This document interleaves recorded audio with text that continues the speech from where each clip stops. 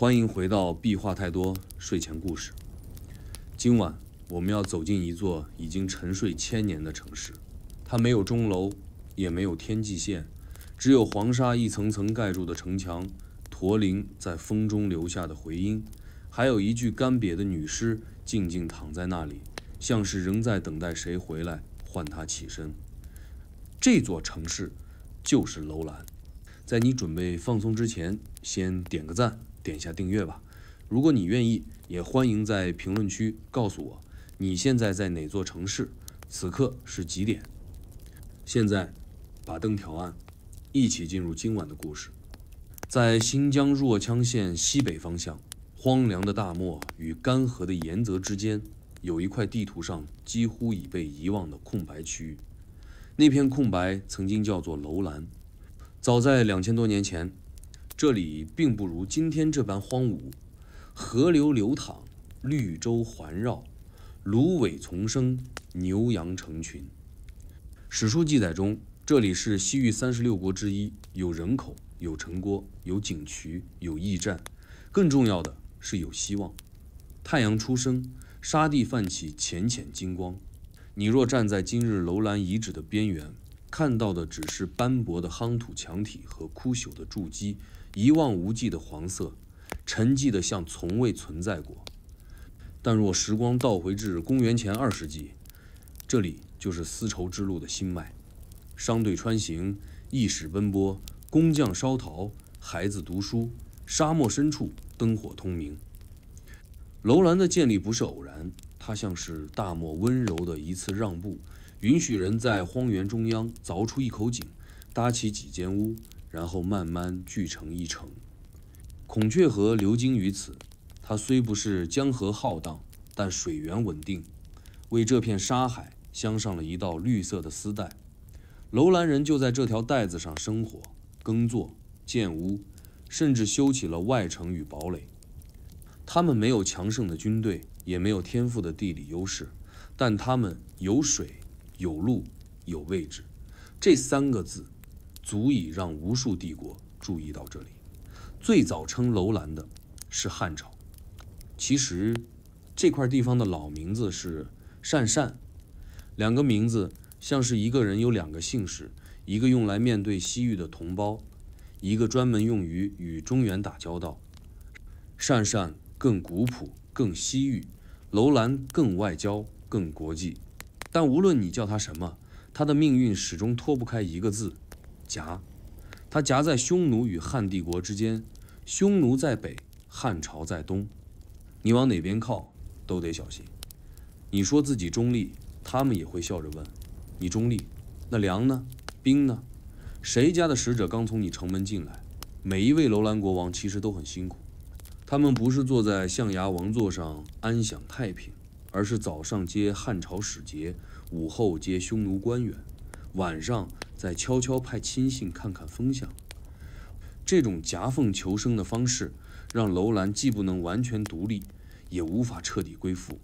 但也正因如此，它成了地理的焦点，历史的枢纽。丝绸之路在此分支，往北走是天山，往南通大宛、疏勒，向西能进中亚草原，向东便是敦煌、玉门关。每一条路都通向别的世界，而楼兰就是那个所有驼铃汇聚的十字路口。你可以想象这样一个早晨，一位旅人从敦煌出发，赶了8日，终于抵达楼兰。他推开驿站的小木门，迎面是热腾腾的奶茶味和2个驼队主人在争吵谁的香料贵。一旁的掌柜正在翻点竹简记账，墙上贴着来自长安的公文，还有一幅新画的佛像。屋外，几个楼兰少年在清扫水渠，水从远处绿洲缓缓注入城池，闪着淡淡光。这是楼兰在最好的时光里，它小但有序，它穷但富有人情，它远离权力中心，但却能听见帝国的呼吸。然而，这份秩序并不稳固。丝绸之路的繁荣是把双刃剑，商路越旺盛，帝国越看重，而楼兰所能做的只有周旋。他没有资格做选择，只能靠不断平衡维持表面的和平。正是在这样的脆弱中，他迎来了盛世，也埋下了衰亡的种子。考古学者们曾在遗址中找到一份残缺的木简，是某位驻守楼兰的汉使所写，上面记录了水源枯竭、商旅稀少、人口外迁等情形。那时候的楼兰已不是那个朝气蓬勃的绿洲国度，而是一个开始发干发虚的城池，水位下降，庄稼欠收，孔雀河流向改道，所有的绿意都开始慢慢褪去。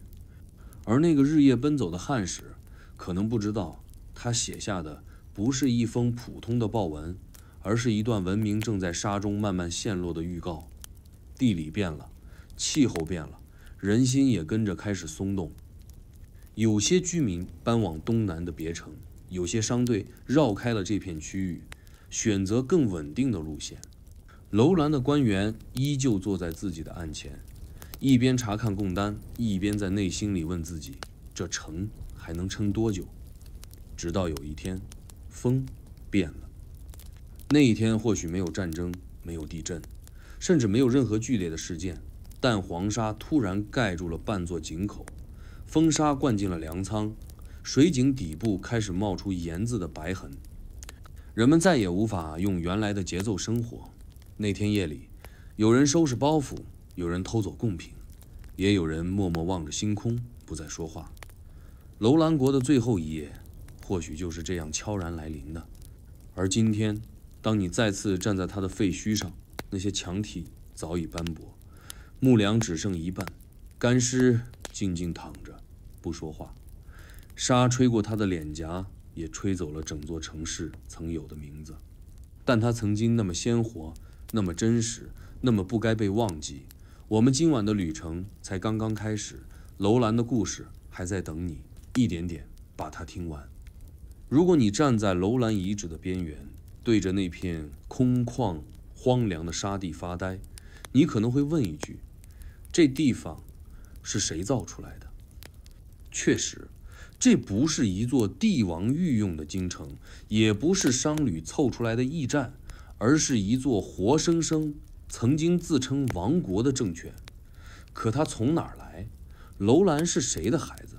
它属于谁？又被谁养大？历史对楼兰的记载断断续续，就像风中残破的纸张，但若仔细追索，它的身世可并不简单。考古学者从遗址挖出木简、纸帛、铜器、陶罐，拼出了一条模糊却连贯的血脉线索。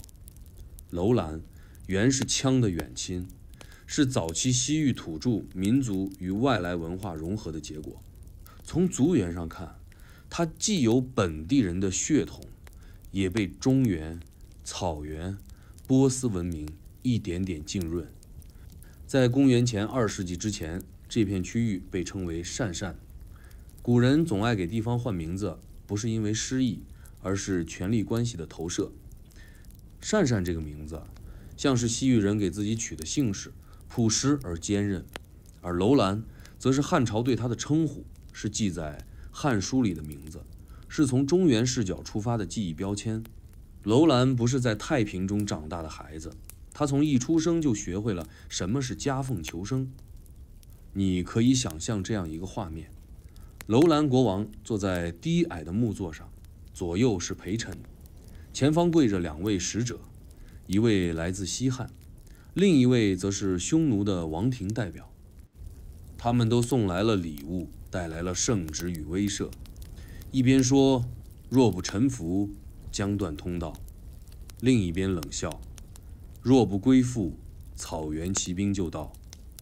楼兰国王眉头紧锁，嘴上说着愿与贵国世代修好，心里却在盘算贡品该怎么分，使者能不能隔天见，明年还要不要再派王子去长安质子。每一个选择都不是简单的外交动作，而是关乎生死的权谋平衡。这种两头押宝的策略，外人常批评为骑墙。可你得想想，他只有几千人，领土不过数百里，兵力连长安的一个都尉都打不过。他若不精于转圜，怎么活到今天？史书记载，楼兰王曾多次在匈奴与汉之间来回站队，起初亲匈奴，被逼归汉，归汉之后又暗通匈奴，被汉廷震怒。西汉武帝时期，楼兰王频繁向北输送粮草，支援匈奴南侵边塞。汉使指责其忘恩负义，要求朝廷采取措施。这些记录听起来像今天的外交电文，其实句句都夹着一层冷汗。在这个过程中，楼兰慢慢学会了如何当一个中间态的孩子。她不是大国的嫡出女儿，更像是后院里那个没人宠却特别懂事的庶女。她看不见未来，也掌控不了现在，只能在每一次逼问之间小心维系自己的生存空间。可不要小看这个庶女，她虽身在风沙之地，却也懂得打理家业。她建立驿道制度，让每10里就有水井、粮仓、换马站。她建立文字与文书制度。从出土的木简上看，楼兰的官员已经能熟练使用汉字，记录税收，传达政令。他修建外城，用夯土堆起防御墙，守住孔雀河道，也守住自己的底线。而最令现代人惊讶的是，他发展了自己的多语言行政体系。从遗址出土的文书看，有汉文、屈卢文、粟特文，甚至夹杂梵文。这说明他不仅与中原通商，也与中亚、印度文明保持交流。这种开放不是装出来的，而是必须的。他知道，活下去的方式不是拒绝外来，而是学会和所有人共处。他不靠武力，而靠存在感。他在丝绸之路上打点过往商队，把自己变成必须经过的必选项。他给各方使节提供饮马、住宿、口信转达的服务，用友好中立的姿态让自己不可或缺。他不是霸主，却是节点。所有人都需要他，就不会轻易灭了他。于是，在数百年的时光里，他就这样夹缝求存，一边小心翼翼维系平衡，一边偷偷向文化深处扎根。他学会汉法，却也保留本地礼仪。他模仿中原律令，却在仪式中祭祀草原神祇。他让自己看上去像谁都不像，却又跟谁都讲得上话。楼兰是谁的孩子？也许我们该换一个角度说，他是那个谁都不是，却有点像所有人的孩子。他是汉朝边境文化的延伸，是西域本土智慧的缩影，是草原与绿洲之间漫长混血的结晶。她不是某一个朝代的女儿，而是东西文明交错中的一抹灰色，模糊而独立，脆弱而柔韧。你站在遗址之上，闭上眼，或许还能听见风中有2个声音同时呼唤她的名字，一个用标准的中原口音说楼兰，一个用浑厚的西域腔调喊善善。她都听懂了，却谁都没有答应。她只是静静地笑了笑，回头继续在沙中前行。她不是谁的孩子，她是自己把自己带大的孩子。楼兰曾经寂静地藏在大漠中，直到有一天，一阵风吹过，玉门关把她彻底吹进了历史的风口浪尖。丝绸之路从东而来，西而去，而楼兰恰好就站在这条路的咽喉处，不偏不倚，不能退让。这条路让她得以繁荣，也让她无法安稳。从那一刻起，风沙再不是天灾，而是流动的命运线。你得先明白，丝绸之路不只是一条路，它是一张网，一场博弈，一个漫长帝国对外叩门的手势。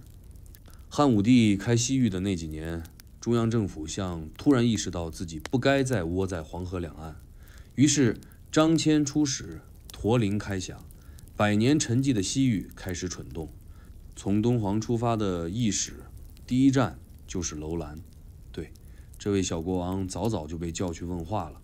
喂，你打算站在哪边？楼兰当然不能硬碰硬，只好低头递茶，嘴上应承，愿为汉廷开道设驿。那一刻，丝路上的第一块战略拼图就拼上了。但事情远比地图复杂。一条商道能不能走得通，不是看它有多宽，而是看它有没有人守，有人信，有人愿意搭桥铺路。而楼兰恰恰成了那个搭桥的人。他修驿站，凿井渠，把水引进沙漠中央，用自己的微薄国力撑起帝国西进的第一段驿道。你看《汉书》上的那些冷冰冰记录，自玉门出至楼兰千里，涉驿6处，这背后是一条条绳索，一只只水囊，一个个交集等水的旅人撑起的路线。从考古来看，楼兰修的不是临时驿，而是长期运营型补给线。出土的驿文记录着粮草分配、马匹轮替、人员速坡。你能想象那是一个系统吗？一个没有电、没有车、没有 GPS 的年代，他们就靠竹简、铃铛、脚力，把千里的荒漠变成了一条可以定时抵达的路线。没有楼兰，汉时走不到燕齐；没有楼兰，商人过不去车师；没有楼兰，整个西域政策就像断了气的管道，输不出气，也吸不进风。它是一块落在沙漠中的接力棒，是东西文明接触的第一个拥抱。楼兰不仅接驳，还转译。东西方语言在他这里碰头，本地人早就习惯了3种语言混杂的日常，早上说汉语接圣旨，中午讲粟特语和胡商讨价，晚上再用本地方言跟邻居借火做饭。楼兰人习惯用多种文字写公文，这不是装文化，是为了活下去。能看会写，才不会错过一单买卖，错记一封信。出土的屈鹿文书信残篇中还附有转成燕齐字样，说明楼兰驿站不只是收发室，更像是沙漠信件的中转枢纽。那是一种活在语言缝隙里的生存智慧，而这些智慧不是王宫里定的制度，而是一个个普通人磨出来的经验。你试想一下，一个异族清晨4点起床，喂马、烧水、扫井旁的沙，再把昨晚堆积的文书分装好，套在驼背，沿着月光走向远方。他不读《史记》，却就是那条史路的一部分。他也许从没出过沙漠，却送过的信、递过的粮，比大多数人走过的地方还多。他不懂什么国运交汇，但他知道哪口井最容易干，哪个沙丘会吞马，他才是楼兰活着的那一面。但你别以为这条路只通着茶叶、丝绸和香料，它也通着野心、冰封和试探。每一条商路后头都跟着国策，每一个驼队背后都藏着眼线。楼兰知道，他不只是中继站，他是前哨。他的驿道不仅送信，也送兵；不仅营商，也送情报。在一块竹简上曾发现一段指令：若有胡兵南来，即封驿门。这不是诗句，是命令，说明楼兰驿道随时可能从通商路线变成封锁边线。他一直在刀刃上跳舞，一步踩偏，整条线就断。汉朝知道楼兰重要，所以派出使节驻军修堡垒；匈奴更知道，所以不断派人以礼相求，甚至掳人胁迫。楼兰王室一天不明确选边，这两边的怀疑就一天不散。于是你会看到楼兰每隔几年就换国王，不是自然死亡，而是政治再分配，换一个听话的上去，继续装作中立，继续撑那条日渐干涸的驿道。而楼兰老百姓呢，他们只想知道这一季的桑叶够不够，井水还能不能喝，那个从敦煌来的马帮能不能留下几匹骆驼。他们不关心国与国之间的风向转变，只希望商路不被杀埋，希望孩子长大能去燕齐或归兹讨生活。他们在驿道边种树、烧陶、编织，把丝路的光鲜转成生活里一块饭团、一件厚袍、一个能盖风沙的小屋。所以啊，风从玉门关吹来，吹来的不只是驼铃和贡丹，也吹来了政策的漩涡、权力的角力。楼兰接住了他，像一个无名的接线员，把远方的指令转成一个个可以执行的现实操作。他没有退路，只能越织越密，越连越深。这条路曾带给他繁华，也注定让他无法沉静。等到有一天，这风忽然停了，那些驿站荒废了，那些井枯了，那些脚印被沙彻底盖住了，楼兰也就此沉睡，不再醒来。可你若仔细听，还能听见那条路在沙下低语，讲述一个绿洲国家如何用尽一生接住整个帝国的奔赴。你可能不信，一座城能否生存，靠的不是宫殿有多高，也不是粮仓有多满，而是水，那最看不见、最不动声色，却决定一切的元素。楼兰能够在大漠深处立国几百年，不靠神迹，也不是风水好，他靠的是一条不大不小、名不见经传的河流——孔雀河。这名字听起来很美，仿佛河面上真会飞过孔雀羽般的光。其实它是塔里木河系统的一个支流，从天山脚下蜿蜒而来，穿过湿地，悄悄地滋养着西域各城。它不是黄河，也不是长江，它不浩荡，不壮阔，但它稳，它懂得低调，它流得刚刚好。对楼兰来说，这是一条命脉，是城墙外最柔软也最不可失去的护城线。楼兰人最早选址就是看中了它，城建在南岸，水从西面绕过，再通过引渠系统进入城内，一路供水、灌溉、蓄养。你以为那时候沙漠里连水壶都不够，其实不然。楼兰人在水资源的利用上远比现代人想象的要高明。他们不打深井，因为知道沙层太厚，蒸发太快。他们不做蓄水池，而是让水渠像血管一样遍布全城，哪怕只滴流也能活着。从考古出土的木简记录中看，楼兰的水务制度极其严格，有专人巡视渠道，有专门的量水官，甚至有负责调配旱季水源的临时水会。那些看似不起眼的沙沟、小渠，其实构成了整个城市的血液循环系统。水不来，城就不活；水一浑，百姓先荒。你能理解吗？这里的每一滴清水都像是天上借的，喝之前都要感谢河神。而水也构成了楼兰的节奏。天刚亮，水渠边传来吱呀的水车声，木桶汲水，吱哒吱哒地转。妇人提水，老人清渠，孩童在淌水沟里抓虫。午后最热时，一族往马槽里添上一桶清水，马低头咕咚咕咚地喝。远处还有人在洗衣、浇菜、打酱。城市并不喧嚣，但总有一点水声，让人安心。孔雀河不仅仅灌溉庄稼，更撑起了楼兰的经济底色。周边绿洲区种植着麻、粟、葡萄，少量蚕桑也出现过痕迹。你以为荒漠中一无所有，其实他们有自己的小粮仓、小果园、小市集，而一切都要从水开始。没有水，麻种不出，葡萄不甜，驼队走到一半就得转向。可惜的是，这样一条河本质上太脆弱，它不长，流量不大，依赖上游雪山融水，任何气候变动都会造成断流。而且楼兰城本身位于河道末端，属于天然末梢神经，上游稍有改道，它这边立刻断气。史书中曾模糊提及楼兰救水倒金狮，再对照出土文书记录，某一年春末，楼兰发生过严重断水，驿路断，水浅，粮折半。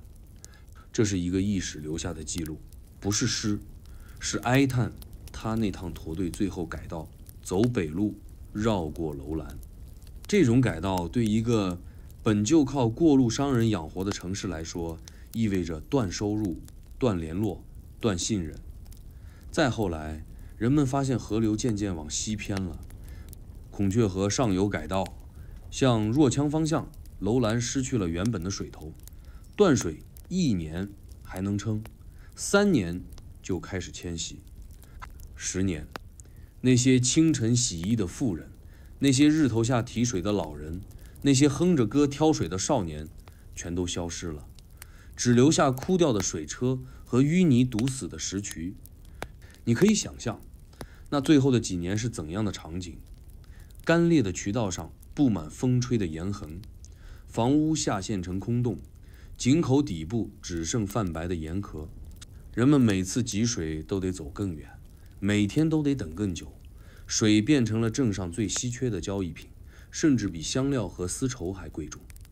城民中流传着某口未干井的传闻，许多家庭每天清晨5点就出门排队，只为打半桶能煮饭的水。那些年，楼兰像一个即将脱水的人，意识渐模糊，却还坚持睁着眼。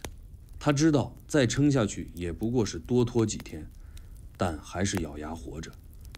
也许他在等一次洪水改道，等一次风暴将河道带回来。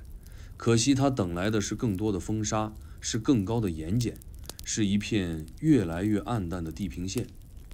等最后一位水官离开，楼兰便真正失去了他的心跳。孔雀河不再流，城也不再动。可它没有爆炸，没有战火，没有暴政，它就这样安静的枯萎，像一朵慢慢干瘪的绿洲花。而今天，站在它干涸的水道上，你会发现那些曾经的水沟还在弯弯曲曲地穿城而过，风吹沙过，你几乎能看到当年水流痕迹依稀如现，仿佛那水从没走远，只是沉睡了，只是藏得更深。楼兰的水从哪来？它从雪山来，从信任来，从人民每天清早打开井盖时的一声叹息中来。而它最终干涸，也正是在那一声叹息之后，再无水响。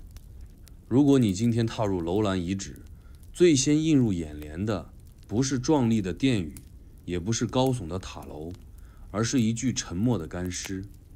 他静静地躺在风沙中，双眼微闭，头发依旧清晰，五官轮廓分明，甚至嘴角还残留着一种奇妙的表情，既像是在笑，也像在叹。考古学界给她起了个浪漫的名字——楼兰美女。可若你凝视它久一点，就会发现它不只是一个奇观，它是一个城市的倒影，是整个文明的遗照。它被发现的时候是1980年，风沙刮开了地面的一角，露出一块纱布的边缘。随行的探险队成员以为是破布，拉了一下，竟拽出了半个肩膀。当他们一点点清理沙土，才发现这具女尸几乎完整，身穿毛织长袍，脚蹬皮靴，胸前还有串珠饰物。比起一具尸体，她更像一位熟睡千年的旅人，恰好在风中露出了面庞。科学家用碳14测定她的死亡时间在公元前1800年左右，比楼兰王国鼎盛时期还早了上千年。她的存在说明，这片土地的故事远比我们以为的还要久远。它不是孤立。楼兰遗址周边陆续出土了数十具干尸，男女老少皆有，葬法统一，表情安详，没有痛苦的挣扎，没有仓皇的姿势，大多数都像是睡着时被安置在这里。他们不是战争的牺牲者，更像是一群被悄然遗忘的梦中人。楼兰美女的出现，像是历史的一道裂缝，从现代直通史前。她身上的每一个细节都在说话。她的高颧骨、窄鼻梁、深眼窝，显示她并非纯粹的东方血统，更接近中亚或欧洲类型的种群。这种特征也在其他遗骸中反复出现，说明楼兰地区在很早以前就是多种族、多文化的交汇地。一些出土男性干尸甚至有红发、长鼻和深目，有的还戴着编织帽和金属饰件。这不是一小撮外来者，而是一个早已混血融合的群体。他们生活在沙漠边缘，与水为邻，织布、狩猎、种植，过着我们难以想象的生活。你不禁会问，这些人最后为何埋在这里？他们死于什么？疾病、饥荒、迁徙中的自然消耗，没有确切答案，但他们留下的痕迹，陶器残片、木质枕头、编织包、羊皮书写簿，都说明这不是野蛮部落的随意葬地，而是一片有序有仪式的城市边缘牧区。楼兰人把自己的亲人埋在离水源不远的地方，朝向夕阳落下的方向。或许他们相信，灵魂也要沿着落日的路径找到归处。他们的衣饰风格简单而实用，束腰变形，鞋底缝厚，袖口紧收。最常见的材质是羊毛和麻布，偶尔出现丝绸。这说明楼兰人在物资有限的环境下依然讲究装束，不是为了炫耀，而是一种文化坚持。干尸身上的珠链、针线痕迹和染色布条都反映了他们对生活的尊重。就算在风沙肆虐的世界里，也要把人葬得像人样。而最耐人寻味的是这些干尸的神情。你以为死者会因为痛苦或意外而扭曲表情，但楼兰的死者都神态平静。有考古学家猜测，他们是在安详中离世的，有完整的丧礼与陪葬流程。他们并非突然遇难，而是逐步撤离楼兰，或在极限中缓慢凋零。你想象一下，最后一位居民在风中用麻布裹好母亲的遗体，轻声对她道别，带着孩子离开城门。他们可能走向东南方向，也可能一头扎进更远的绿洲。后来的人或许没能抵达目的地，但他们的身体在风中保存下来，成为历史最温柔的遗言。楼兰美女如今陈列在博物馆中，玻璃展柜冷冷的光打在她的眉骨上，人们绕着她拍照，低声惊叹她的完整与神秘。可她不说话，她已经沉默太久，比任何史书都久。她不需要证明什么，她的存在就是楼兰存在过的铁证。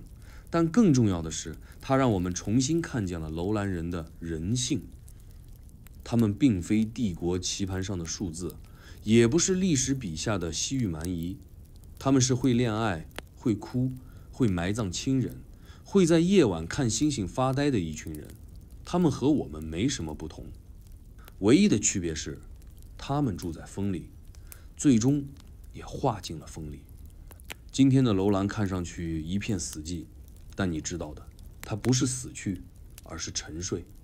干尸只是他留下的形体，真正的记忆藏在那些细节中：一根发丝，一枚针脚，一道不再流动的水渠。而他还在等你，把这段故事慢慢讲完，因为他知道，有一天你会明白，她不是恐怖的遗骸，而是一位等待被听见的女人，不是孤独的鬼魂，而是沉默的讲述者。羌笛何须怨杨柳，春风不度玉门关。王之涣这句诗成了许多人对西域的最初印象。一个怨字写尽了边塞冷清与思乡之苦。但如果把时间再往前推几百年，玉门关外并不冷清。那时候驿使奔驰，商旅络绎，军队调动频繁，政治交易每天都在进行。而在所有这场景的背景之下，楼兰就站在那里，不大不小，不吵不闹，却是各方争抢的咽喉之地。汉武帝雄才大略，不甘心让匈奴长期控制西域，于是派张骞出使西域，意图打通一条向西的战略通道。这个通道不是山路，不是水路，而是驼路，是人一步步踏出来的外交与贸易之路。而楼兰就是这条路的第一个关键节点。你可以想象，第一次楼兰接待汉朝使节时的场景：城门外迎来一行尘土飞扬的汉人，他们衣着并不华贵，却气势凌人。他们不是来做生意的，他们是带着朝廷旨意来的。楼兰王小心翼翼地接待了他们，摆上了奶酪、酥饼和葡萄酒，献上了自己的礼节和笑容。他很清楚，这些人背后站着的是一个东方庞然大物，而他们自己却不过是夹在匈奴和汉之间的小国。他不能得罪，也不能太亲近，只能周旋。但汉廷哪有这么好糊弄？张骞回来之后，就开始建议武帝稳扎稳打，先拿下楼兰这个关节。从此之后，楼兰就不是独立的外交体了，它变成了一个战略目标。汉朝在楼兰设立驿站、驻军、设置屯田、安插亲近的使节，甚至将楼兰王的子弟带到长安做人质。楼兰的中立变得越来越难维持，王室内部的分裂开始浮现。有的主张投靠汉朝以图生存，有的依旧与匈奴暗中勾连，只为多一个选择。每一次风向转变都是宫廷一次震荡，每一次新王上位都伴随着一次公开或隐蔽的政变。汉廷表面礼遇楼兰王，背地却对其实施防备。汉使常年驻楼兰，观察政局，记录动向。楼兰王的一举一动都会被整理成密信传回长安。你以为这只是单方面的监视吗？不，他们也在监视汉室，试图读懂这个庞然帝国的下一个动作。你来我往之间，一场没有硝烟的拉锯战悄然展开。真正让局势彻底变味的是楼兰向东投降的那几年。西汉元丰3年，楼兰正式归附汉朝，成为西域都护府体系中的一环。表面是亲汉，实则是半控。汉廷在此设立西域长史，控制楼兰的军政要务，甚至在驿路上派驻兵士，名义是保护，实则是牵制。楼兰王的日子并不好过，他要在汉廷面前守规矩，在百姓面前维稳定，在匈奴面前装中立。一次接见出错，一封信被劫，一句话传偏，都可能引发风暴。而这些风暴最后都变成了一个个汉简，一条条残文被后人从沙里刨出来，拼成今天我们看到的历史碎片。比如那份都护令一族不得擅改路径的文书，比如那段以楼兰驿道断粮而停住的记录。每一个小细节背后都是一个使节被困沙中，一个楼兰兵疲于奔命，一个百姓在水井边等待通知的焦灼日常。而汉廷的强硬也逐步升级。楼兰王每一次试图保持独立，都换来更密集的监控与压力。在公元前77年，形势终于失控。汉使傅介子奉密令前往楼兰宣旨，实则是带刀赴宴。他在宴席中趁王饮酒之际，突然拔刀刺杀楼兰王。血溅宴席，酒气翻倒，宫中震动。这不是战争，这是刺杀，这是宣告汉朝不再容忍中立。此事之后，汉廷立楼兰王之弟为新王，国号也被改为鄯善，以示清洗之意。楼兰从此失去了最后一丝独立性，彻底沦为汉帝国在西域的前哨哨所。而那个敢与汉廷玩平衡术的王朝，也在那一夜之后失去了所有话语权。你以为这是汉朝的胜利吗？从地缘政治角度看，确实如此，但对楼兰百姓而言，却是开始变得陌生的转折。驿道的士兵说的是标准汉语，驿站用的印章刻的是长安官印，赋税由西域长史制定，城门由汉兵看守。本地的官吏越来越边缘，甚至连祭祀的风格也开始模仿中原礼仪。曾经那个多语言、多族群、多信仰的楼兰，逐渐变成了西汉边境的行政模型。它变得标准，也变得沉默。枪笛声再响，也掩盖不了那个夜晚的雪。玉门关之外，春风依旧不度，但汉使的驿马却可以直达城中，不再需楼兰同意。而你现在在听“羌笛何须怨杨柳”，也许会明白，这首诗背后不只是将士的孤独，还有一个小国努力守护尊严，却被大国吞入历史洪流的宿命哀歌。历史上有一种极其危险的地理位置，不是断崖峭壁，也不是瘴气毒林，而是夹在两个帝国之间的缓冲区。楼兰就是这样一块被夹在两大势力之间，无论如何都不可能安稳的地方。东边是日渐膨胀的汉帝国，西北则是骑马如风、掠地如火的匈奴。这两方一个讲理智，一个重武力，但共同点是都不允许楼兰中立。你站在他们中间，就是一颗被谁看见都要收编的棋子。最初，楼兰还试图左右逢源，他对汉使笑脸相迎，口称臣属；对匈奴来使又摆出西域礼数，献马献绢两头哄。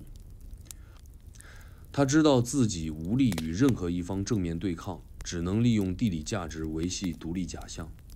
可这就像走钢丝，不仅得平衡好姿态，还得在两方观众面前演得让人信服，一次踩空就掉下去粉身碎骨。匈奴视楼兰为门户，因为他挡在通往南疆和西域中路的正中央，而汉朝则将楼兰视为咽喉，是西域交通的必经口。你想象一下，一张古地图上，丝绸之路像一条巨龙盘踞在沙漠边缘，而楼兰正好是龙颈的位置，谁握住它，谁就能控制龙的呼吸。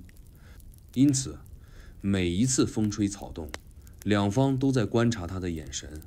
楼兰王哪怕多派一个使者去长安，匈奴就会怀疑你要变节，多给匈奴运点粮。汉使立刻上奏楼兰被蒙。这不是普通的外交博弈，这是神经刀般的极限博弈。你今天答错一句话，明天可能就迎来一次使团问罪或一队骑兵巡视。夹缝中的楼兰王朝被迫发展出一套极高频外交。据出土文书记载，1年内楼兰曾派出12批使者往返中原与草原，有时同一时间还要接待两方访客，安排他们不在城中相遇。每一个来使都要被安置得刚刚好，吃什么、住哪、见谁、说什么，全都写进公文，安排的细如流水线。那不是外交，那是一场永不停歇的政治杂技。国王本身也活成了多面演员，早上穿汉服见汉使，朗诵上书；午后换上草原头巾，和匈奴使者谈草场和马匹；晚上再召集自己人开会，商量哪边今年收成好，贡品该怎么配比。他们知道这种表演维持不了太久，但也别无选择，因为他们一旦表态，就等于放弃一半的保护人。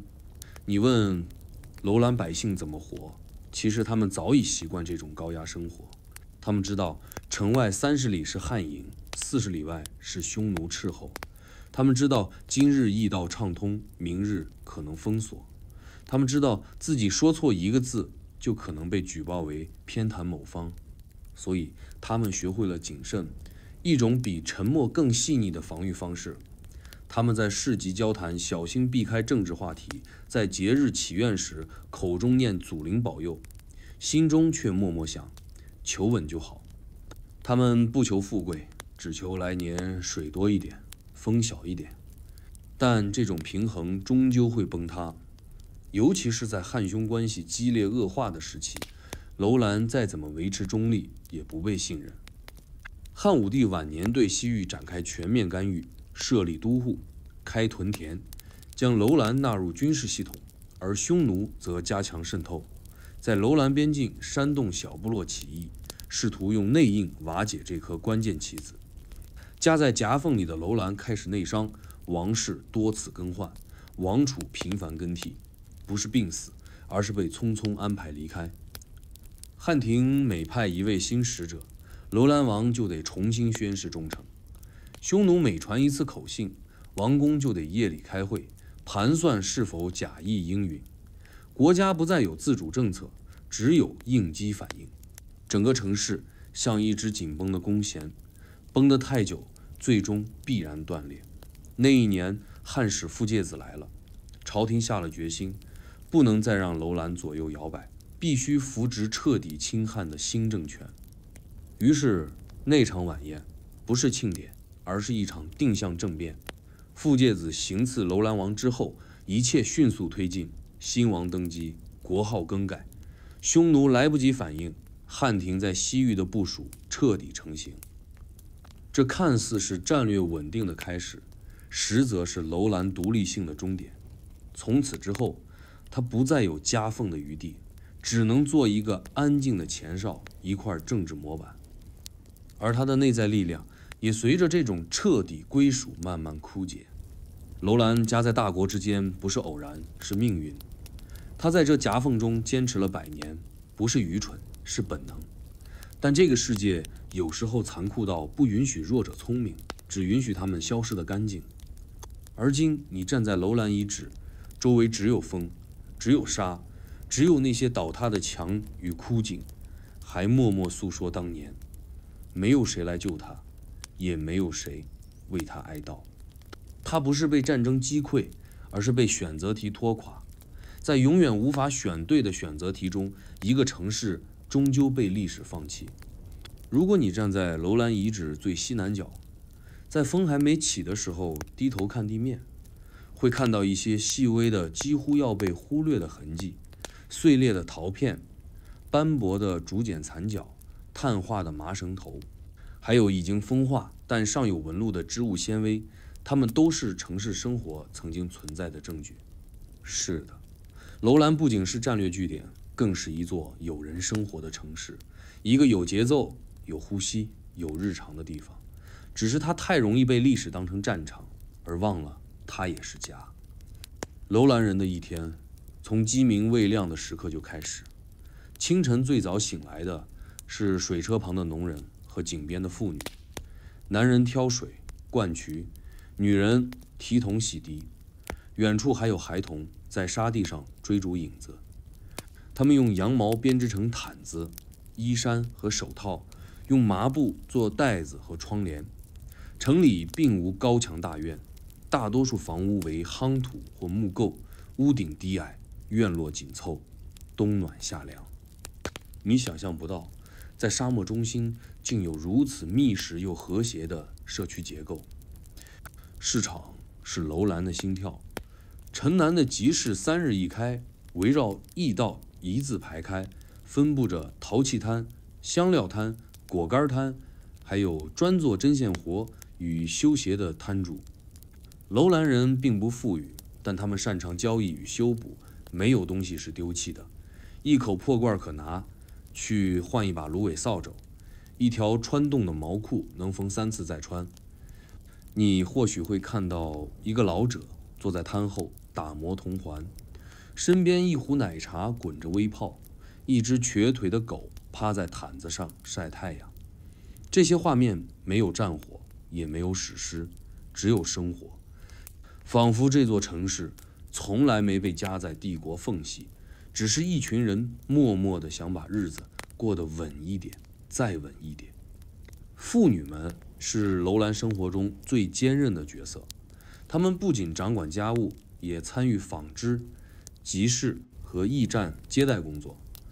从楼兰美女的遗物可以看出，当地女性拥有较高的手工技艺，她们会缝制多层毛毯，懂得简单的植物染色，还能用兽骨制成梭子与扣具。这些看似琐碎的工艺，在沙漠边缘竟维持得如此细致，说明他们不是依附者，而是真正在构筑这座城市的生活脊梁。孩童的笑声是楼兰最温柔的回音。他们没有系统的学校，但每一间家屋都有老人讲故事，青年讲交易，母亲讲生计。他们在故事中长大，也在风中学会警觉。没人告诉他们城外有多少沙丘，但他们知道哪些方向是驼队来时最常现身的方向。没人教他们权谋，但他们知道接待2批说不同语言的客人时要先递哪一种茶。城中有一块叫祭风石的地方，是居民敬天祈雨、求水纳福之所。石头上凿着奇怪的图案，螺旋、波浪、眼睛、脚印。或许那是一种祷告，或许那只是鲜明的艺术。但每当风起，祭风石前总有人站着闭眼，手指点向天空，像在诉说，又像在等待。这些动作不是宗教仪式，更像是一种生活惯性。他们相信风中有灵，水中有神，万物皆有回声。而每年秋末是楼兰人最隆重的节气，那是一年中最少风沙的时候，也是收获葡萄与粟谷的时节。城市会挂起彩色布条，广场搭建简易木棚，驼队人也会留下几天不赶路。一些外来的艺人表演说唱与杂技，孩童围观，大人做饭，夜里点起火盆，围着说话唱歌。你以为这只是节庆？不，它是一种确认彼此还在的方式。在风沙不定的年代里，能够再见一次，是最珍贵的祈愿。只是这种生活的脆弱，也远远超出人们想象。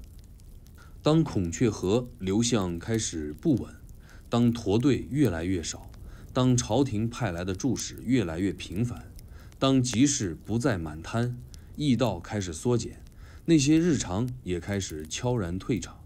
织机不再转，染缸空了，毛毯摊收了起来，人们不再修补旧陶器，而是干脆打包离开。不是战争让城市空了，而是城市支撑不住生活。楼兰人的日常并不是被一场事件击碎，而是像水渠被慢慢淤堵，从涓涓细流变成干裂裂痕，一点点消失，直到什么都没有。今天你走在楼兰遗址，看见的那些陶片、针骨、染线头，不再是生活用品，而是静默的遗物。它们曾经被用来谋生，如今被风保存下来，供后人揣测曾经的温度。楼兰不是一座死城，它是一座曾经活得极其努力的城市。它不是亡于战乱，而是耗尽了全部生活的力气后选择躺下。它是一个疲惫的老者，一个讲完故事的母亲，一个没能等到春天的孩子。如果你愿意闭上眼，也许还能听到清晨水车转动的吱呀声，集市上传来的讨价还价，还有广场火盆旁最后一次秋歌未尽的回响。那不是幻觉，那是楼兰曾经用千百次平凡的日常认真活过的痕迹。城市的衰败往往不会敲锣打鼓的宣告，它是一种沉默而漫长的病变，从一块塌陷的墙角开始，从一口井水变浅开始，从市集摊主离开的第一天开始。楼兰的衰败也是如此，不是一场灾难，不是一声巨响，而是时间像沙子一样一粒粒的把它吞没。有人说，楼兰是被沙漠掩埋的城市，但真正的掩埋并不是风吹来的沙，而是人心的退却。从某个时刻起，人们不再试图挽回，而是开始选择离开。也许他们不是一夜之间走的，也许他们只是先搬了一间屋，换了一个集市，换了一口水井，再后来就再也没有回来。孔雀河的改道是整个过程的起点，这条养育了楼兰几百年的水源，在某年突然偏移方向，向西南流向了更远的若羌绿洲，水头断裂，灌溉系统彻底失效，井底见泥，渠中长草。你无法想象这对楼兰意味着什么。就像你早上醒来，发现城市的电力、供水和交通在一夜之间全停了，没有预警，也没有补救办法。楼兰人试图自救，考古学家发现城中后期修建的水井明显更深，且分布得更密集，说明居民开始被迫深掘地下水。但沙漠不是宽容的敌人，地下水层极不稳定，盐碱化严重，水变咸变苦，灌不活庄稼，也难以下咽。文书中提及田半收，粮难得已成为常态。楼兰变成了吃力为生的城市，一边修，一边塌，一边等，一边走。与此同时，丝绸之路的主干线也开始改变方向，西域南道逐渐转向偏东的和田、鄯善地区。那些新兴绿洲凭借更稳定的水源和更积极的外交，开始取代楼兰的位置。驼队不再绕行它，驿路改线，它的咽喉地位就这样一点点松脱。你以为他会奋力争取吗？他争取过，可所有的补救都只换来一点喘息，从未真正逆转。当楼兰不再是必经之路时，它就成了可有可无的城市。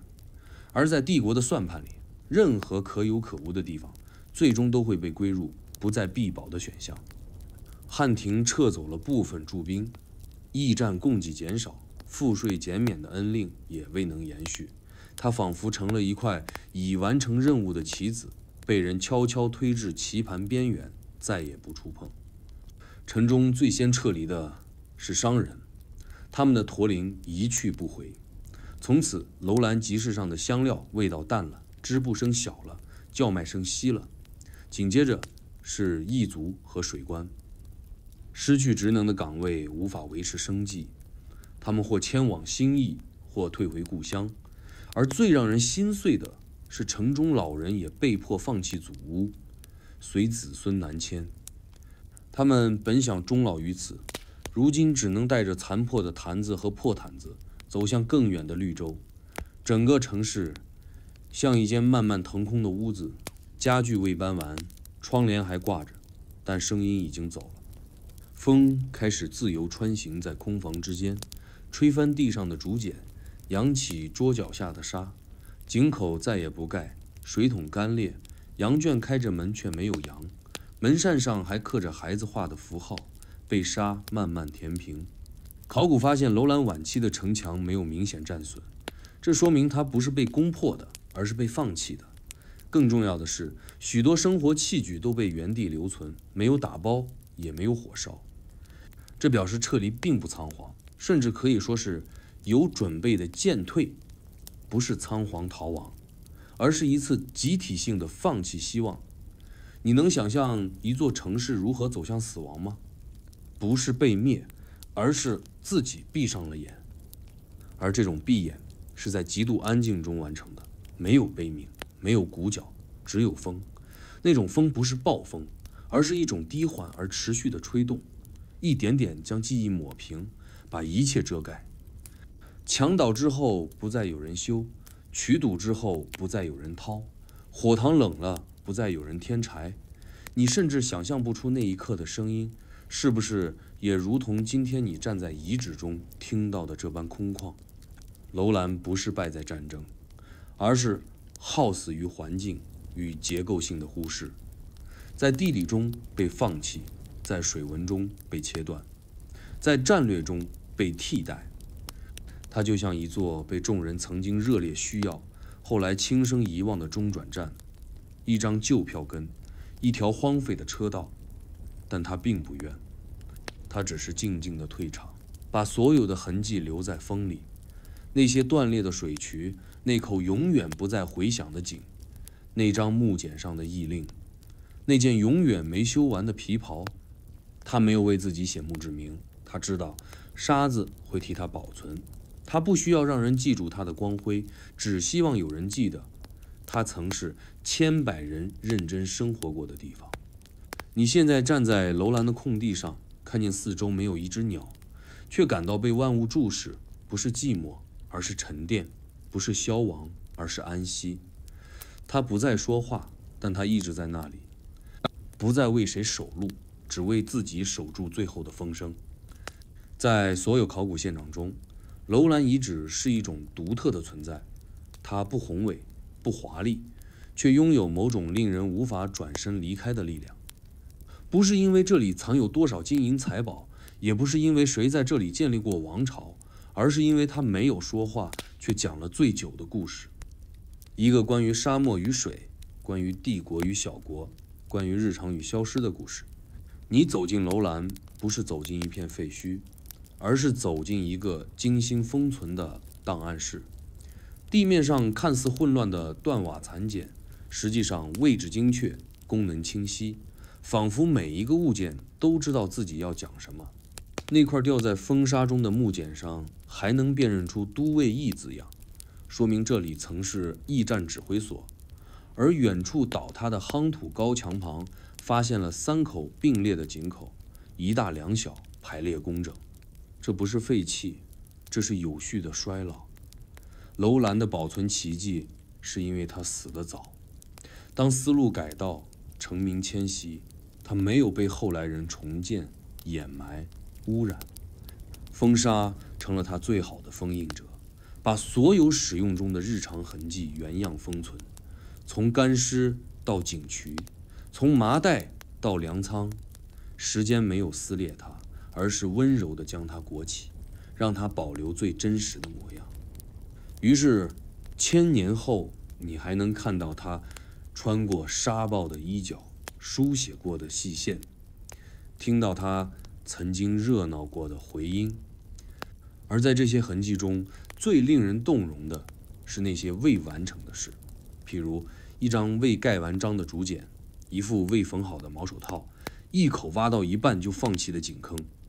这些未完成不是施工暂停，而是生活断裂。他们在说，这一切不是死在终点，而是停在中途；不是衰老，而是被迫中断。你看得越久，就越会明白，楼兰不是一个过去完成时，而是一场被打断的现在进行时。这也是为什么楼兰能击中后人的灵魂深处，因为我们每一个人都在经历自己的楼兰时刻。那些本想努力维持的局面突然失控，那些本该继续的关系戛然而止，那些正在进行的日子不告而别。楼兰之所以让我们怅然，是因为他的命运如此贴近我们自己的不确定、不可逆、不可解。考古学家每一次在沙中发现新遗物，都会如履薄冰，不是因为它多么值钱，而是因为它多么接近人。一块写着“今早囊熟，宋北邑”的木简残片，让我们听到一位异族的早餐安排。一枚刻有鹿形的铜饰物，或许曾是某个少年挂在腰间的幸运物。一卷尚未开封的羊皮信，谁也不知道他要送给谁，又为何再没发出。楼兰是死城，但他的遗物都是活的，他的故事也从未断线。楼兰告诉我们的不是战争，不是胜败，而是什么？值得留下。在他的沉默中，我们看见不是权谋的宏图，不是帝国的扩张，而是日常的坚守，生活的精致，离开的尊严。它没有高耸的宫殿，却有细腻的枕具与编织物；它没有石碑铭文，却有万千木简。低声讲述，它不声张，但从不沉默。而你若肯弯下腰，看它，听它，走它一段旧路，你会发现，它不是过时，而是等待。它在等你理解一种真正的文明，不是征服，而是保留；不是扩张，而是生活。它在最荒凉的地方，教你什么是爱惜，什么是坚持，什么是告别。有人说，楼兰是历史的弃子，但不，它从未被遗弃。他只是提前完成了自己的使命，静静退出人群，在沙中做一个不打扰也不被忘记的讲述者。当你离开遗址时，风可能正吹起一片沙，盖住你方才站立的足迹。不要惊讶，那是楼兰在替你掩盖来过的痕迹，也在悄悄收藏你短暂停留的记忆。他知道，真正的归属不在城门之内，而在你心里是否愿意留下一道风的影子。愿你走过千城，不忘这座沉默如诗的旧国。对于一个依赖绿洲而生的城市来说，水的消失不只是生活困难的问题，而是身份的消失。楼兰不是靠军队维系的城，它没有天然屏障，没有金矿银山，它靠的是一条从天山脚下曲曲折折而来的孔雀河。那是一条连地图都懒得标明名字的小河，却在楼兰这里被视作神明一般的存在。它不是奔腾的黄河，不是浩瀚的长江，它没有壮丽，只温顺。但就是这种温顺，在楼兰后期逐渐变成了失联。人们起初以为只是年景不好，或许来年春雪多一点，河水又会涨回来。可1年、2年、3年，那条熟悉的水路变了，不再如期抵达城边。井水越打越深，渠泥越积越厚。靠天吃饭的楼兰人第一次意识到，他们可能要被天抛弃了。古人敬畏自然，但当神灵不再回应，祷告也会变成一种悲伤的仪式。考古学家在楼兰遗址外围发现数十块勾手祭台，排列成弯弯曲曲的半圆形，每一块下都有烧焦的灰烬和碎骨。那不是野餐地，是人们试图叫醒水神的最后努力。而科学家在分析孔雀河变道问题时发现，它并不是背叛楼兰，而是被动改道。在塔里木盆地的水文系统中，上游的地形抬升、水量减少以及冰雪融水的周期性变化，会让水流重心偏移。简单说，是地理和气候的双重调整把河流带走了，和楼兰无关，和人类努力无关。这种毫不讲理的变化，是自然对人类最残忍的冷漠回应。当水不再来，楼兰开始发热。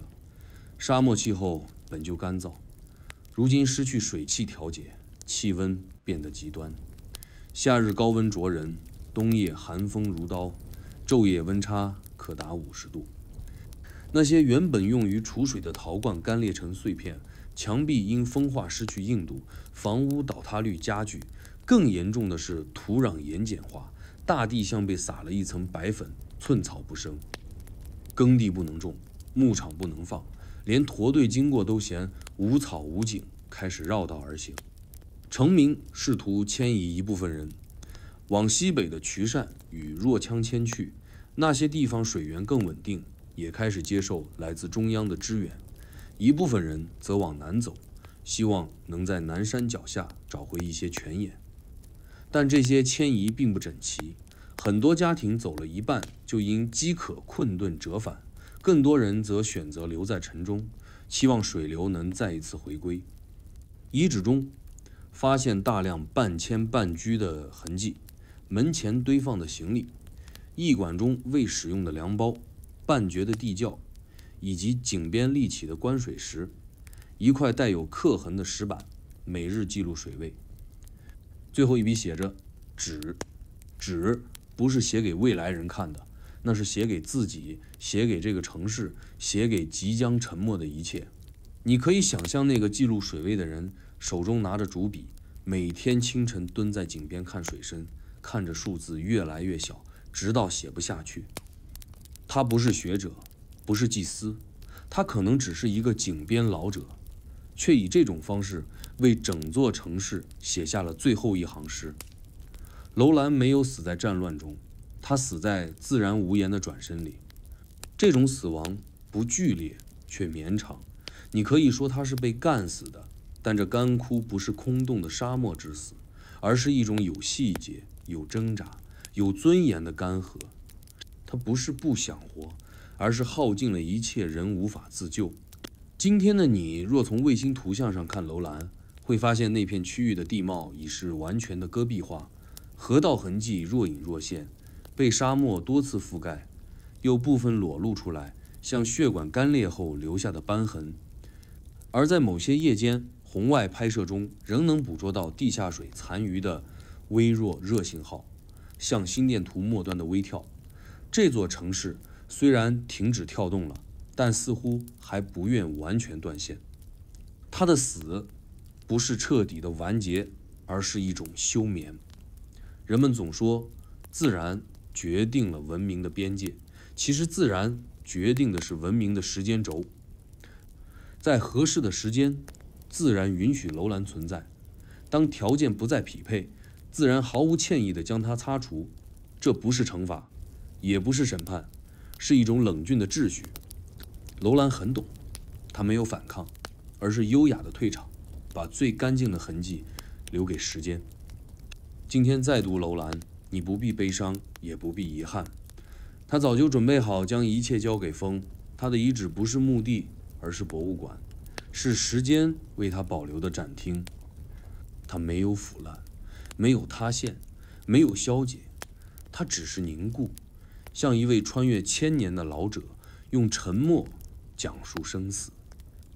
而他讲的第一句话是“我从水中来”，最后一句话是“我归于风沙”。在所有关于楼兰的谜团里，最让人欲罢不能的，不是它为何繁荣，也不是它如何消失，而是它的人民去了哪里。考古学家找到了干尸，找到了陶片、书简、城墙残垣，却没有找到大规模墓地，也没有看到成片遗骸。这座城市不是被屠城，也没有遭遇大瘟疫，它像一队从沙中撤退的队伍，在人们尚未回头的那一刻，已经走远，走得干净，没有留下告别。这并非罕见，在一些文明晚期的遗址中，也常出现人走成空的景象，只是楼兰更彻底，它不是搬迁，它是从地图上蒸发。那意味着这个社会在最后阶段进行了有组织、有意图、有步骤的撤离，不是仓皇，而是理智而哀伤的一次集体行动。你想象一群人站在风口中，最后看一眼他们出生、婚嫁、葬亲的地方，然后合上门，顺着旧驿道消失进沙地。有些人去了南方，在今天的若羌、河静留下了手工艺和语言痕迹，那里的编织方式、墓葬风格，甚至一些口头谚语，竟然与楼兰文物中发现的图腾标记极为相似。这不是巧合，这是文化的再着陆。楼兰人带走了语言、技能、信仰，也带走了他们对风和水的理解。他们像水一样换了形状，却没失去本质。或许他们在别处活成了别的名字，却依然记得自己来自哪片曾经养育他们的沙地。还有一部分人则可能加入了丝路上的其他绿洲政权。楼兰的地理优势消失之后，原本依附于他的商贾、工匠、士族不得不寻找新靠山。他们带着记忆，带着与汉士打交道的经验，成为其他西域小国争抢的人才。在高昌、鄯、单、龟兹等地的文献中，陆续出现过自楼兰来者的记载，多为工匠、异族、通事、翻译。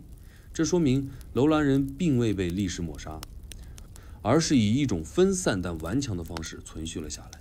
甚至还有传说，传说中有一支楼兰部族北迁后藏于山谷之中，保持旧俗，不是他国。虽然缺乏考古证据，但在塔里木盆地北部的某些游牧部落中，确实能找到和楼兰风格相似的首饰和图腾。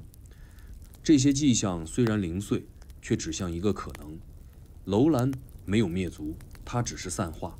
像风吹开沙丘，它的人民不再聚成一城，却渗透在这片广阔的干旱地带。而最动人的是那种几乎悄无声息的告别美学，没有迁都诏书，没有史书记载，没有民间歌谣记录楼兰的最后一页。你站在它的遗址中，也找不到最后一扇门的痕迹。它就像一场雨停后，路面迅速干透，不留水渍，却在空气中留下一丝凉意，让人知道刚刚确实下过雨。你必须明白，对于楼兰人来说，离开不是背叛，而是他们最后的坚强。比起死守一座干涸之地，他们选择了走出身份边界，将文化、语言与记忆分发到更广的土地上。他们懂得，如果留在这儿，文明就会终结；但如果走出去，哪怕以碎片的形式，也能延续。他们没有举行送别仪式，但他们用脚步完成了一场最体面的退场。这种沉默的延续，是楼兰最打动人的地方。他没有留下悲怆的诗，没有流传英雄的名字，甚至在后世史书中也只留下寥寥数笔。但它的痕迹如同碎金嵌在其他文明的底纹中。你可能在一件龟兹的乐器上听到它的律动，在一幅高昌的壁画上看见它的仿纹，在一个哈萨克老人的歌谣里听到风睡过的地方。他没喊我来了，也没有说我走了。它的存在像风一样，来时温柔，走时干净，留下一段沙上的纹理，等待后来的人用指尖一寸寸描出它的模样。而你现在也是这段描绘中的一笔，你读它、听它、想它，也就在某种意义上把它重新带回来。在你梦里，她不再是断壁残垣，不再是考古用语，而是一位穿麻袍、提水桶，在沙地上追着风跑的姑娘。她的名字叫楼兰，她没有消失，她只是换了方式陪着你。所以，请你记住，她的最后一页不是痛苦，不是绝望，而是一种决定。将光散开，让文明在更远的地方继续呼吸。楼兰的故事中，还有一种声音，一直在等待被听见，那就是书写的声音。不是宫廷大臣的奏章，也不是帝国将军的命令，而是那些最小的文字，来自普通人之手，写在木简上的一行字，一封驿站的通知，一个借粮的条子，一句道别的留言。在历史的巨流中，这些文字本不该留下，但风沙替他们保留了，于是我们今天才能听到1000多年前楼兰人留下的悄悄话。楼兰遗址出土了大量汉文木简，也有少量屈卢文、吐火罗语，甚至疑似回古文的碎简。这些木简大小不一，形制简朴，有的不过是小小的木条，用绳穿在一起，就像今天的便利贴。它们被埋在驿馆的墙根、储粮室的地板下、倒塌民屋的灶台边，有些甚至被用于堵漏，藏在房梁与墙缝之间。本意是废纸利用，却意外地成了楼兰人心声的密函。其中最动人的是一些私人记事，比如一份写着“子归池，母忧之，饼在灶，水在灌”的木简，寥寥数笔，却让人仿佛看见一位母亲在等儿子归家，忍不住碎碎念，写下这句话，然后把饭热好，水备着。又如一份催粮的译文，末尾附加一句“愿风静马至”，这不是公文格式，是异族自己的心愿。他写这句话时，可能刚刚吃完晚饭，仰头望着漫天风沙，把希望写在简尾，像放进瓶中的纸条。有的木简内容更加生活化，像毡破、袜缺、草鞋不成、望明日补。这种记录让我们知道楼兰一族的装备紧张，也让我们知道他们并不是抽象的驿站角色，而是有冷暖、有辛苦、有岁事要烦的真实个体。他们可能一天走几十里风沙，晚上冻得裹着破毡睡在干裂的驿棚里，第二天还要继续上路。这些话他们不说给谁听，只写给下一个当值之人。楼兰的沟通不靠语音，也不靠公告，而是靠这一根根小木简，一代人写，下一代人读，就这样把信息、情绪与城市的语气一代代传下去。还有些简读是楼兰人对制度的适应痕迹，比如税收清单、粮食转运、边境人口登记，全都以简为凭，一笔笔写得清楚，盖章、署名，程序齐全。这说明在衰落之前，楼兰有一整套基层官僚体系，不靠嘴传，不靠记忆，全靠文字运转。它并非落后，它是有制度的城市，哪怕在风中，它也尽力用最规范的方式活着。一个城市会写字，会记账，会给未来留档，就不会彻底被忘记。而最令人震动的是一些告别式的记录。有一条木简写着“此日风高，道不成；后日或再来，倘不来，君安好”。没有署名，没有地点，只这几句话。它被发现时夹在一堆粮袋残骸中，可能是某个离去者写给留守者的留言。你读到这句会顿住，因为你会想象那个人也许真的没再回来，而这句话就成了他留在人世最后的温柔。楼兰的文字不是文学，他们没有华丽修辞，没有章法排比，但他们真实，他们诚实，他们藏着沙漠里每一个平凡人的声音。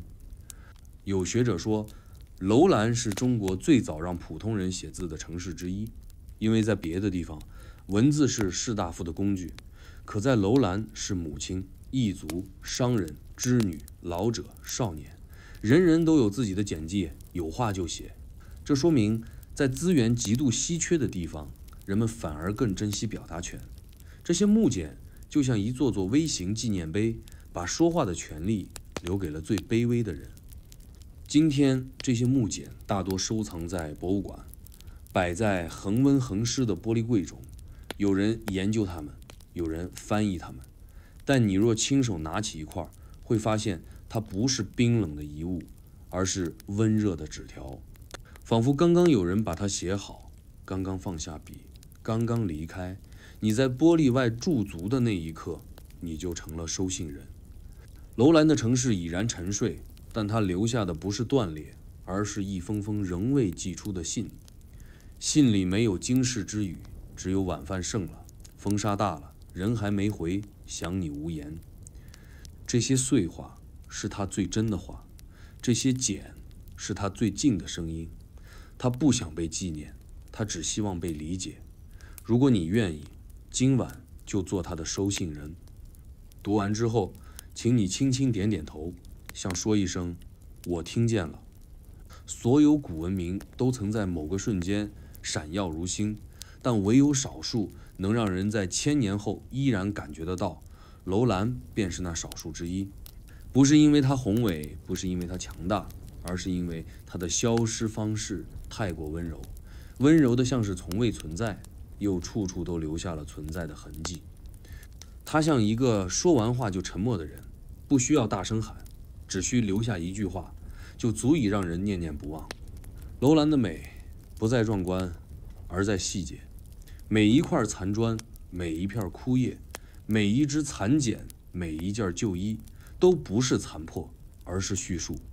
他以最安静的姿态完成了一个时代的记录工作，不靠金器玉石，不靠碑铭书刻，而是靠生活本身。你若细看，会发现他留下的是一整套关于如何认真活着的样本。一处厨房，灶台未冷，锅碗残存，说明人们并非仓皇离开，而是最后一顿饭还想好好煮。一间脂房，纱线交错在木屐上，未完成的布匹搭在肩架上，像刚被主人离开2步，下一刻也许还会回来继续织下去。一座小庙，神龛完整，香灰未尽，一串干枯葡萄供在石碟上，那种虔诚隔着沙土也看得清晰。楼兰不是被打碎的城，而是被静静放下的家。他的一切既不是终结，也不是崩塌，而是一次周到的告别。这种告别甚至延续到了城外。有人在城市南部50里处发现了一道驼道，残留着连续的马蹄印与轻微的人足痕迹，路线笔直，明显不是游牧通道，而是迁徙路线。而更远的地方还发现过随身携带的灶具、织机、零件以及少量典籍。这说明有人在带着楼兰的日子一起远行，不是出走，而是转身。他们不是为了逃，而是为了保存。他们背着一个小王国的记忆，从一片不再有水的土地上起身，走入更远的未来。这些离开的人也许从未想过自己会被后人记住，但他们带走的楼兰却通过他们的生活、技术、习俗、语言，一点点渗透进其他文明中。考古学家在敦煌壁画中发现了某些源自楼兰编织样式的图案，在吐鲁番文书中发现了近似楼兰官制的行政记录，在和田古墓中发现了与楼兰一模一样的头巾佩戴方式。这些线索像一场绵长的回音，把楼兰的存在拉得很远很远，远到今天我们仍能听见。这也是楼兰的伟大之处，他的死亡没有制造空洞，而是注入了世界另一种深层的丰富。他没有留下城邦遗迹的雄伟，却留下了一种可以被别处继承的活法，一种即使在风沙中也不放弃秩序的日常，一种即使在荒漠中也继续编织与写字的信念，一种即使知道会走也要把门合上，水盖好，床铺整得体面。所以你不能用消失来形容楼兰，它从未消失，它只是更换了叙述者，从沙土里交棒给了风，从遗址里交棒给了你。我从今往后，他的故事由我们来讲，由你来记。当你今天在楼兰的沙地上行走，看着那些干枯的水道、倒塌的城门、半埋的简牍，也许会以为一切都结束了。但如果你用心倾听，就会知道，他一直在说话。他在说，我在的时候认真活过，我走的时候悄悄走的，我没有忘记你们，你们也别忘了我。于是你会发现，楼兰不是过去，它是一种持续的影响，一种不动声色却无处不在的力量。它教你如何生活的端正，退场得优雅，被记住得安静。这一切都藏在沙下，却不曾沉没，它只是换了方式继续存在。如果我们说楼兰是一场梦，那么这场梦的最后一刻应该是在某个风平沙静的清晨，阳光透过稀薄的晨雾照在夯土墙上，映出一层柔和的光晕。街道上没有脚步声，门扇虚掩，院墙角落还留着昨夜没熄的火光余温。一只破陶罐倒在井边，嘴口向天，似乎还在等待那口再也不会来的水。时间在这一刻凝固，整个城市像是按下了暂停键，既不悲伤，也不喧哗，只是沉静。这一幕从未被谁记录，却深深嵌入历史的骨骼。没有军队围攻，没有战鼓雷鸣，楼兰最后的时刻不是毁灭，而是放下。像一位年迈的旅人，在走完所有路后，选择躺下，不惊动谁，不留下声响。他不问未来，不责过往，只是用最平静的姿态结束自己的篇章。这一章不属于帝王将相，不属于史册评说，而属于每一个曾在这里走动、生活、离开的普通人。他们种过地，织过布，写过字，说过笑，盼过水，等过人。他们的名字早已不可考，他们的故事未被记载。但楼兰之所以成立、繁荣、缓慢、枯萎，最终沉寂，正是因为有他们。这些人不伟大，也不传奇，却构成了文明最真实、最温柔的骨架。考古学家发现，楼兰最后一阶段的房屋并非全部废弃，有些甚至被精心封闭，门栓紧扣，屋内铺着整齐的毡子，角落里还留有一碗未吃完的粟米和一束干枯的香草。这不是被迫逃离，而像是有意识的打扫完再离开。这类现象被称为文明的温和谢幕，极其罕见。大多数城市死于一场乱象，而楼兰却是死于一种平稳而清醒的退场。这种选择本身就是一种文化的成熟。你可以把楼兰看作一个被遗弃的名字，也可以把它看作一种极致的美学。在风中生，在沙中行，在失去一切之后，仍不愿草草收场。他用沉默教育我们，哪怕注定消逝，也要把桌面擦干净，把柴火封好，把话说到最后一句。真正的文明不是在高峰时多么辉煌，而是在低谷时仍然体面。如今楼兰静卧沙海，没有人在耕种，在市集，在纺线，只有风在它骨骼之间流动，像记忆在梦境里翻卷。可如果你站在那里，闭上眼睛细听，会有风声、脚步声、孩子笑声，还有驼铃、锅碗、木简落地的轻响，一声一声回荡在这片早已沉睡千年的黄土之上。那不是幻听，而是历史在用自己的方式告别。不是不见了，而是你来了。楼兰没有留下遗嘱，但他留了场景，留了节奏，留了选择离开的方式。他没告诉我们怎么成为强者，却让我们知道如何在人间万象的纷乱中做一个始终温柔的生活者。这一页就像他的最后一页，也像他的每一页静静无声，却有风、光与思念为伴。他没有钟声送别，没有旗帜降下，也没有灯熄灭。他只是睡了，不再醒来，却永远活在那些仍记得他的人心中。现在，风已经停了，楼兰的街巷不再回响，沙子覆盖了旧门槛，星辰垂落在城墙的边缘，夜色变得温柔，像一层轻轻盖在记忆上的纱。你也走了一段路，跟着他穿过千年，听过他的叙述，看过他的沉默，触碰过他留下的温度。此刻是该歇下的时候了，无需惋惜，他并未离开，他只是以另一种方式留在了你梦里。楼兰不会说晚安，他只轻轻转身，把最后一缕风送向你耳边，而我会在梦的门口轻声说晚安。